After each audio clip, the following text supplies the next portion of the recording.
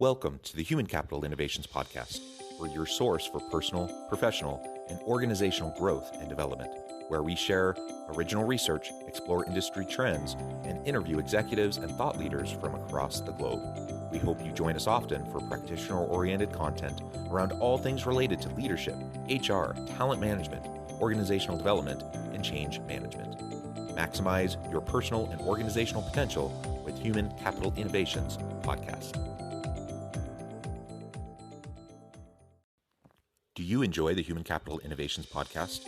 Please subscribe, leave a review, comment, share, and consider supporting the podcast on Patreon, even at the producer and sponsorship levels.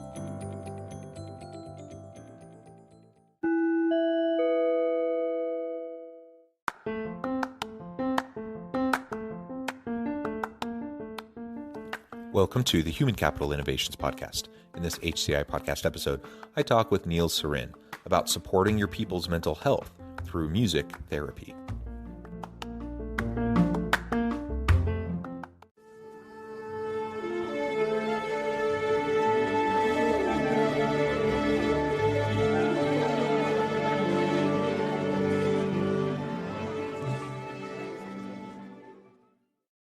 Neal Sarin, welcome to the Human Capital Innovations Podcast. John, thanks for having me. It is a pleasure to be with you today. I'm super excited to have what I think will be a unique and interesting conversation for listeners. We're going to be talking about supporting our people in our organizations and our teams and their mental health through music therapy. We've talked about a whole bunch of different things on this podcast, but I'm not sure we've ever talked about music therapy, especially as it relates to mental health issues and challenges and employee burnout and the types of things that we face day to day in the workplace. So I think this will be a fascinating conversation. As we get started, I wanted to share Neal's bio with everybody. Neal Sarin is an entrepreneur, music executive, record producer, and screenwriter. He is currently the founder and CEO of Sona, an AI-based music therapy app designed to help anxiety. Sona uses AI to recommend restorative music that's scientifically tested to improve symptoms.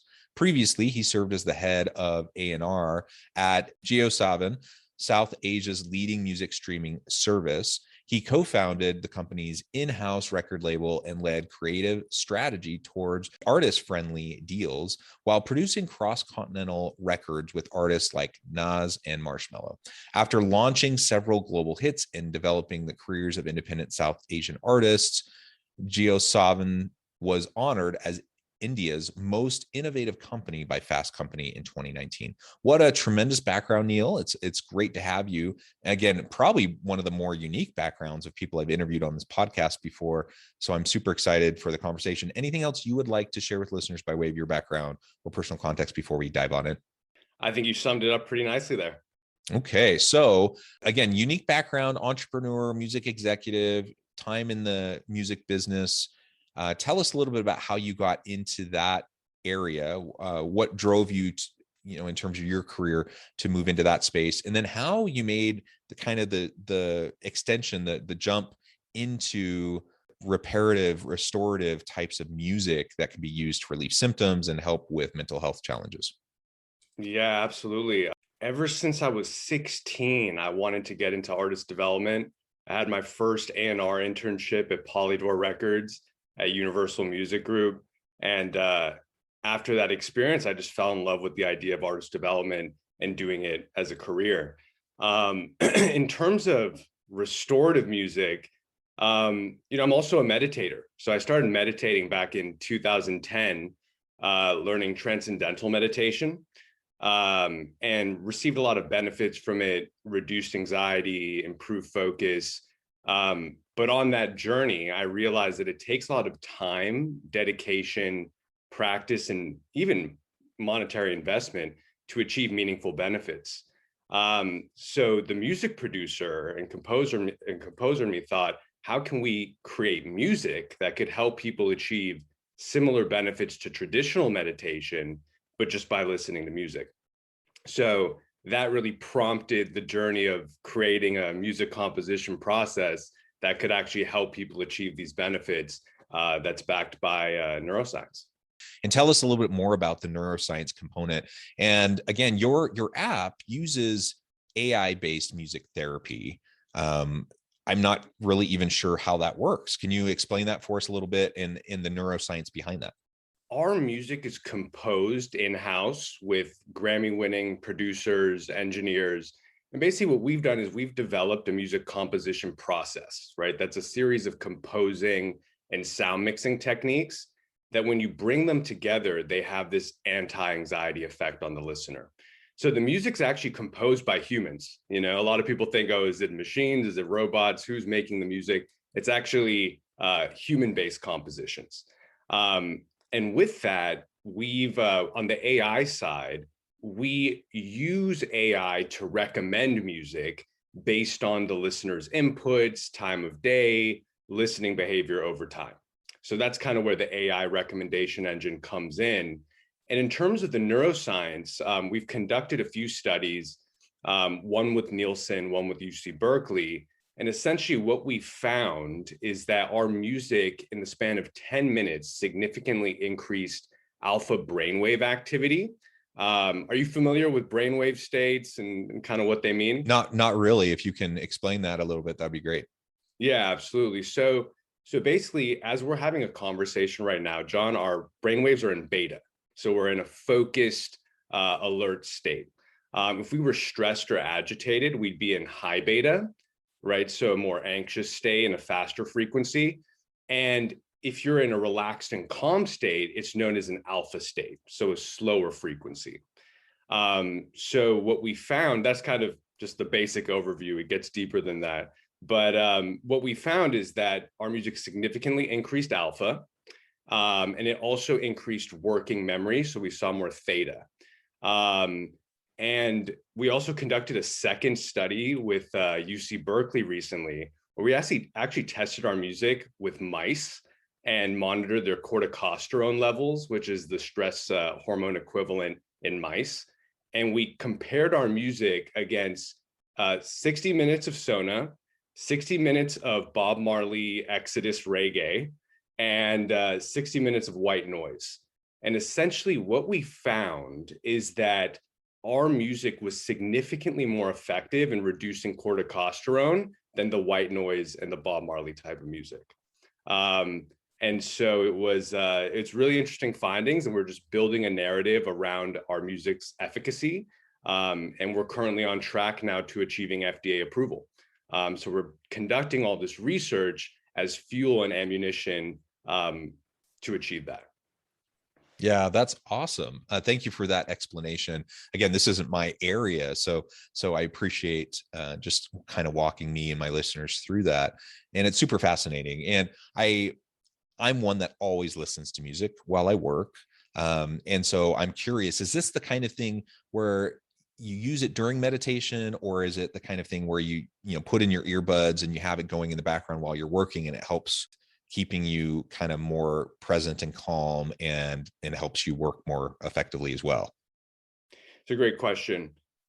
So we've designed our music to be listened in a passive environment. So you can have headphones on, but you can also, I mean, I personally listen to Sona, just with my iPhone. So you don't have to necessarily, have headphones or any special equipment. You can listen to it in a passive environment. So whether you're meditating actively and you want to have some music in the background, that's an option.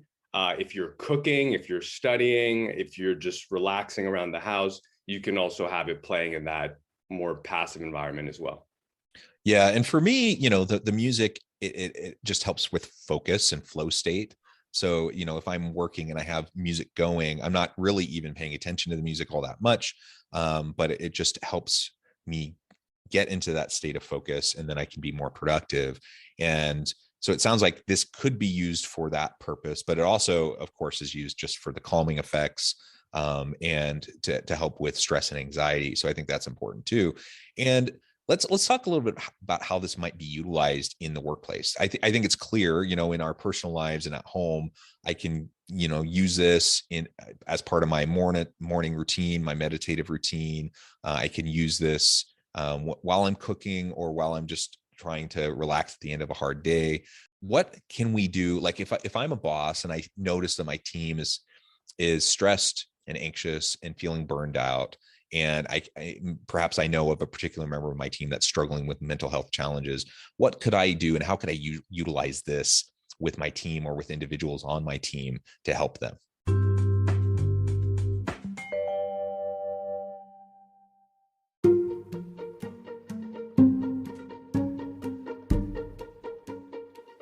Welcome to the Human Capital Innovations Academy. Courses, micro-credentials, and certificates to upskill and reskill for the future of work. All HCI Academy courses, micro-credentials, and certificates are designed, developed, and delivered by award-winning and internationally renowned scholars, educators, thought leaders, executives, and practitioners. Our courses, micro-credentials, and certificates will help you make your mark on the future of work and make an immediate impact in your organizations.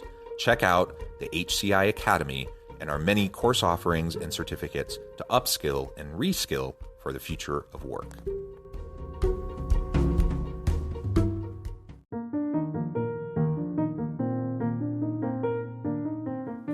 Check out our new weekly LinkedIn newsletter, Alchemizing Human Capital, exploring industry trends via original research and interviews with executives and thought leaders from across the globe. We look forward to having you join us.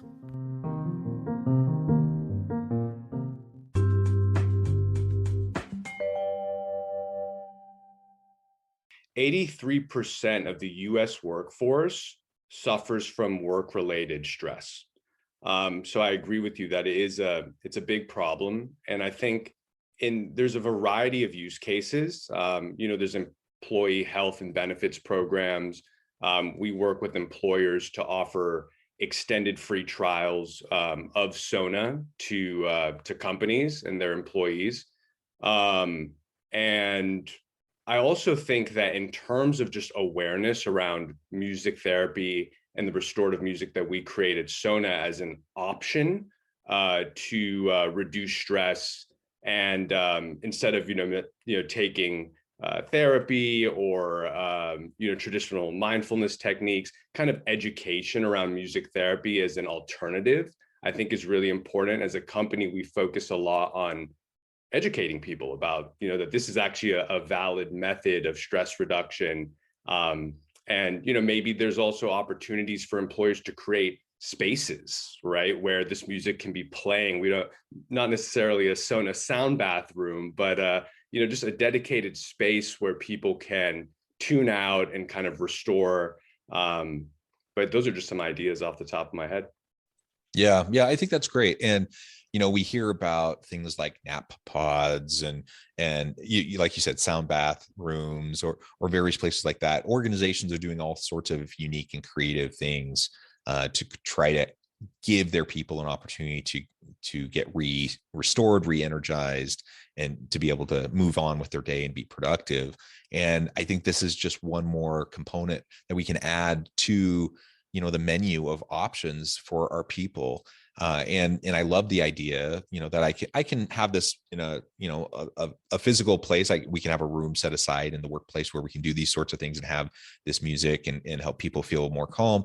But it's also something, that I really just can have on my phone that I can keep with me and pop in, when I have a spare 10, 15 minutes, and go through that practice of mindfulness and being present in the moment and just practice my breathing and being calm with the music helping to facilitate all of that.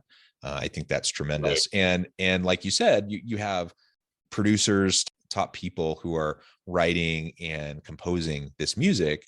What we all want is to be more mentally healthy in the workplace and in our personal lives. We all want to figure out how we can better balance the challenges in our life.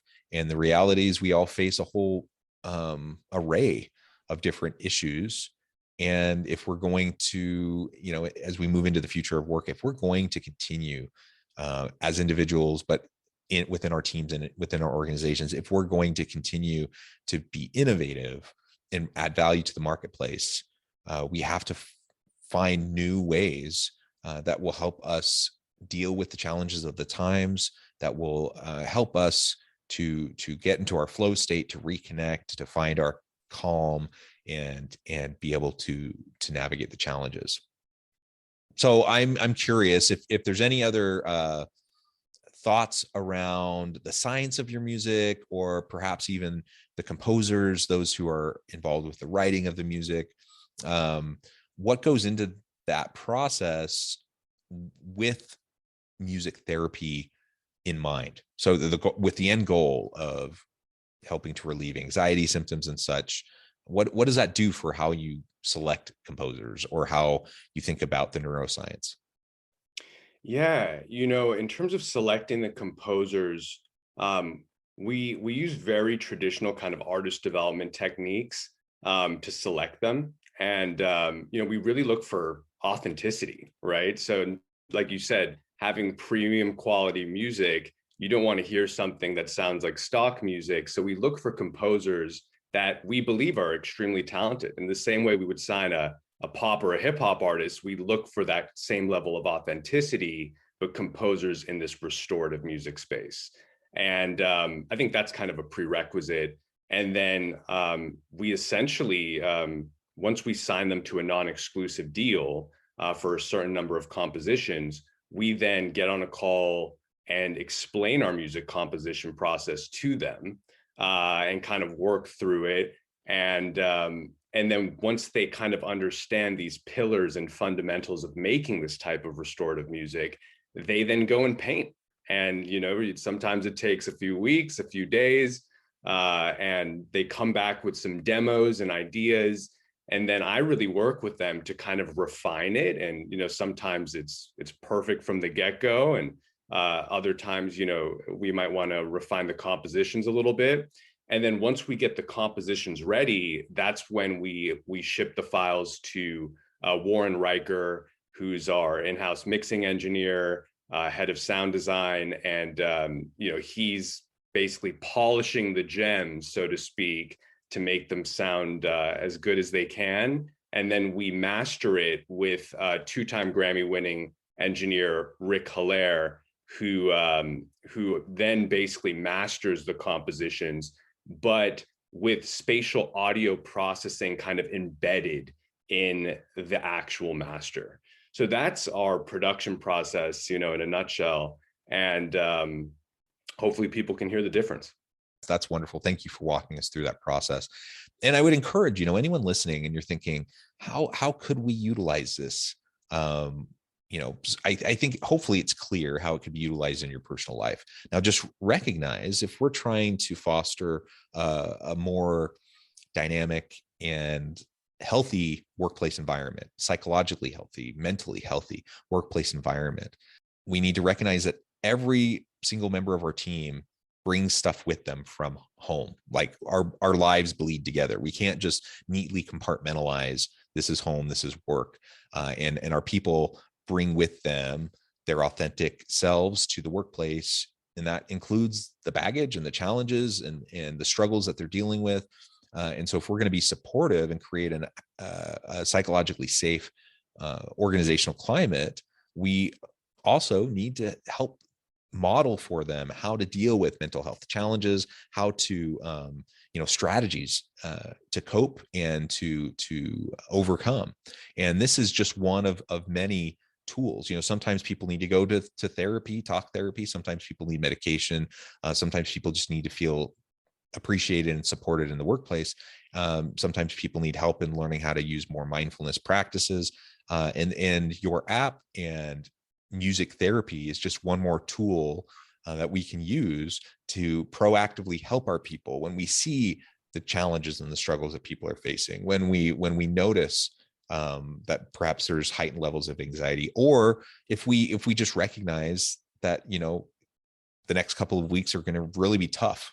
we have a big deadline coming up, or we have some new contract or whatever, and we can proactively just recognize those things and encourage our people and model through our own behavior how to utilize tools like this so that people can proactively stay on top of their mental health issues and make sure that they're staying mentally healthy. So I think this is tremendous. I really appreciate you taking the time to come on and explain this for us. And I would encourage listeners to check it out.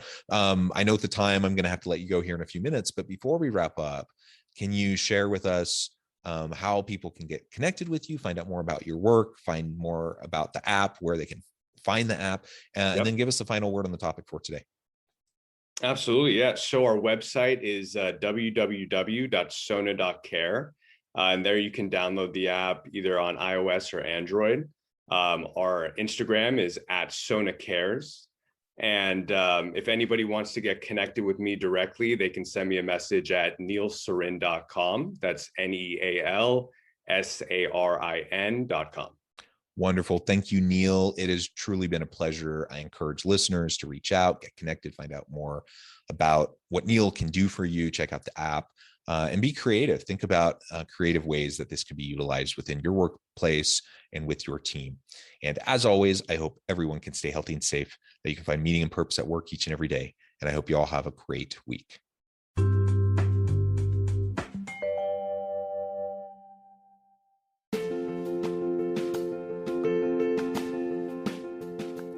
Bluer Than Indigo Leadership, the journey of becoming a truly remarkable leader. Early in my adult life, I learned about an Asian proverb that translates as bluer than indigo. If you think about the color indigo, it is a brilliant, deep, and vibrant blue, what some would call the bluest of blues.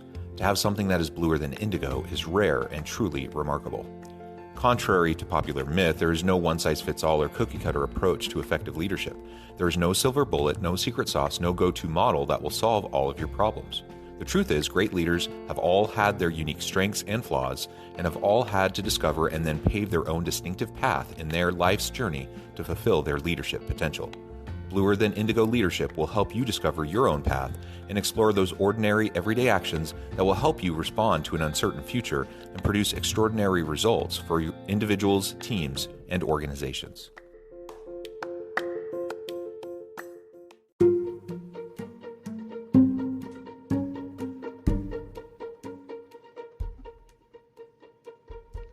Check out Human Capital Innovations magazine, Human Capital Leadership. Human Capital Leadership is a free, interactive e-magazine with the mission to help individuals, leaders, and organizations find innovative approaches to maximize their human capital potential. We publish issues quarterly in August, November, February, and May. Take a look at the latest issue and let us know what you think.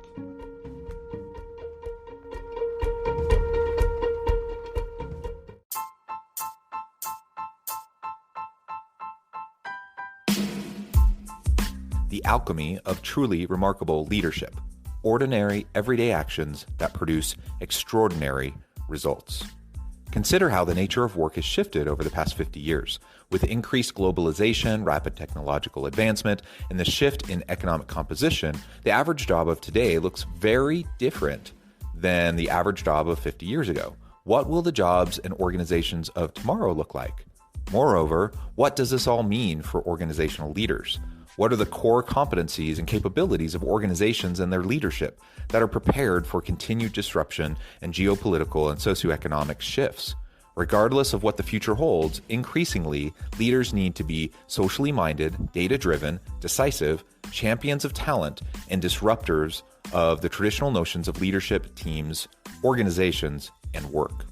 The alchemy of truly remarkable leadership will help you to explore your own leadership competencies and capabilities and consider ways to apply and implement them into your workplace and personal life.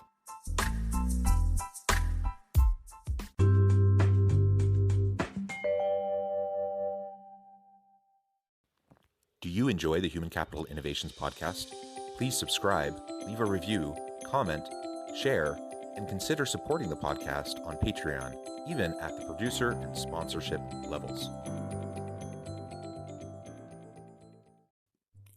Thanks again for joining us for this episode of the Human Capital Innovations podcast. I hope you stay healthy and safe and that you have a great week.